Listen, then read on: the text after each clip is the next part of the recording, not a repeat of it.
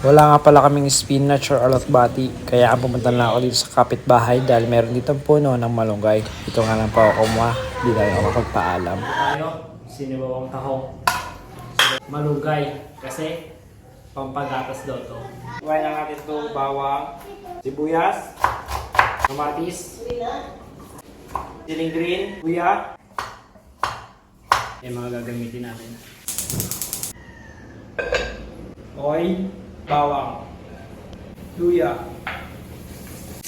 sibuyas, kamatis, hanggang sa mamas, patis,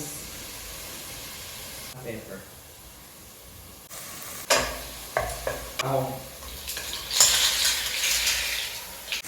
Sarap din dito sa tahong. Ayan o, baby tahong. Takpan lang natin ang big. Oh, then lagay. So yun guys, kumukulo na siya. Itong mga ito. Kaya, nagyari lang na.